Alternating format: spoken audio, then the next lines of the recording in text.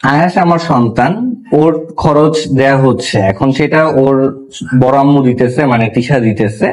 আমার ইনকাম শুরু হলে আমি দেয়া শুরু করব। সো এটা নিয়ে আহামরি কোনো কিছু ব্যাপার না। যেভাবে ব্যাপারটা তুমি প্রেজেন্ট করতেছো, ব্যাপারটা এরকম না। আশা করি বুঝতে পারছো। আমার সন্তানের খরচ আমি দেব, আমার পরিবারের মানুষ দিচ্ছে।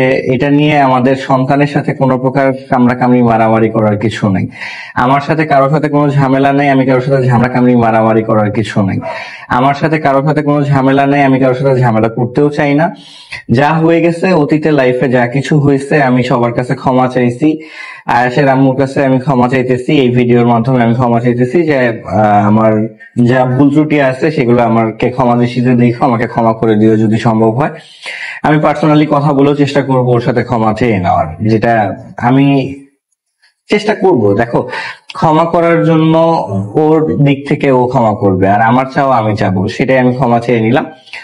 আহাদ লাইভে এসে আখি আর আখির ছেলে আয়াসকে নিয়ে কিছু কথা বলেছে। আহাদ বলেছে, আয়াস আমার ছেলে, আমার ছেলেকে টাকা দেওয়ার জন্য আমার টাকা নেই এই রকম কোনো ব্যাপার না। এখন আমার ইনকাম নেই, তিশার ইনকাম দিয়ে সবকিছু চলতেছে। এখন নতুন একটা প্ল্যাটফর্ম থেকে টাকা ইনকাম করা শুরু করতেছি, অলরেডি ইনকাম করা শুরু হয়ে গেছে। গত মাসে আয়াসকে যে টাকা দেওয়া হয়েছে তা তিশার ইনকামের টাকা থেকেই দেওয়া হয়েছে।